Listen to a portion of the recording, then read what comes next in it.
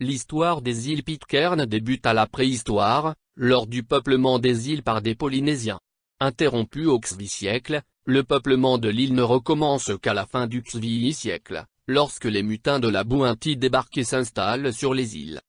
Premier temps. L'île de Pitcairn était habitée à la préhistoire par des Polynésiens.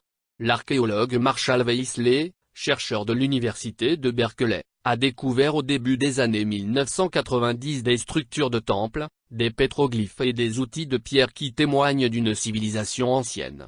Des objets indiquent que la population locale pratiquait des échanges avec d'autres îles de Polynésie, et que ce commerce s'est brutalement interrompu autour de l'an 15001. Selon ses recherches, la disparition des habitants de Pitcairn et de sa voisine l'île Anderson est liée à la catastrophe écologique qui a précipité la chute de Mangareva, située à 400 km, qui était leur principal partenaire économique de arrivée des Européens. Les Européens ne prennent connaissance de l'île et de ses voisines qu'après l'époque des grandes découvertes.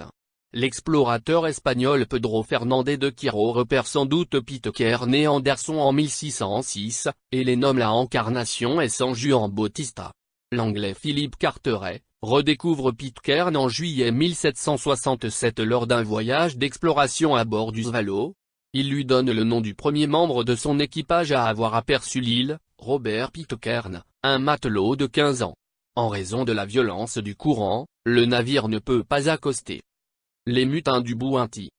20 ans plus tard, les premiers Européens, les révoltés de la Bounty, y débarqueront, dans des conditions qui ont donné lieu à des récits et à des films largement popularisés. L'histoire commence en octobre 1788, quand le navire anglais Bounty fait escale pendant 5 mois à Tahiti. L'équipage, charmé par la beauté des paysages et par l'accueil des Tahitiens, n'accepte de quitter les lieux qu'à regret. Une fois en mer, excédé par la brutalité du capitaine William Bligh, une partie des marins, menée par le second Fletcher Christian, se mutine le 28 avril 1789. Après avoir abandonné en mer le capitaine Bligh et 18 hommes qui lui étaient fidèles, les mutinés décident d'abord de s'installer sur l'île de Tubé. C'est un échec. Le Bounty, commandé par Fletcher Christian, retourne alors s'approvisionner à Tahiti. Quelques hommes sont débarqués et l'équipage, réduit à 8 marins, est rejoint par 18 Polynésiens, dont 12 femmes et quelques enfants. Les mutins, recherchés par la Royal Navy, mettent alors le cap sur l'île de Pitcairn où ils arrivent en janvier 1790. Le navire est alors démembré et brûlé dans la baie de Bounty Bay pour éviter toute tentative de retour. Encore aujourd'hui, les insulaires célèbrent chaque année cet acte symbolique en incendiant une effigie du bateau.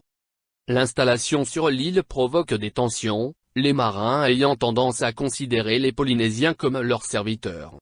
En 1794, les Polynésiens se soulèvent et plusieurs Anglais, dont Fletcher Christian, sont assassinés.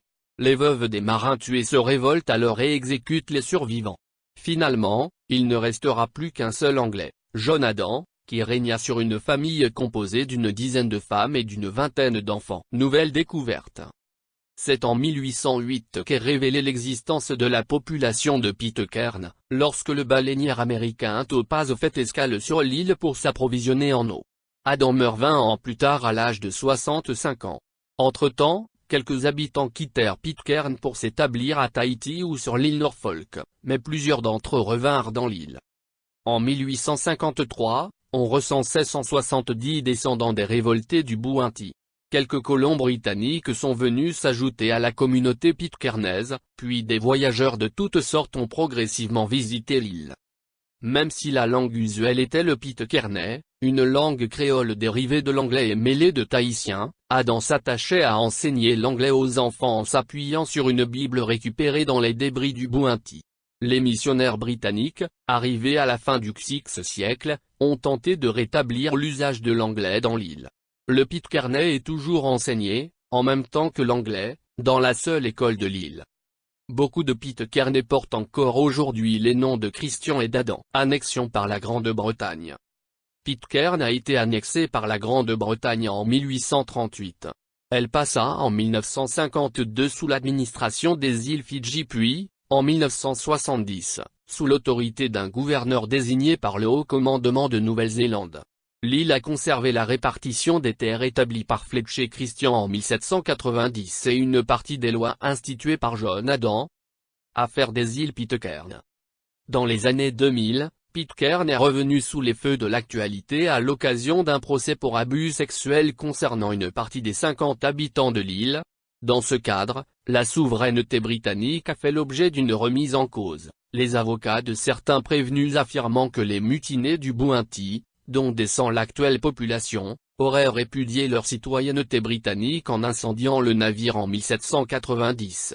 Cet argument n'a pas été considéré comme légalement valable.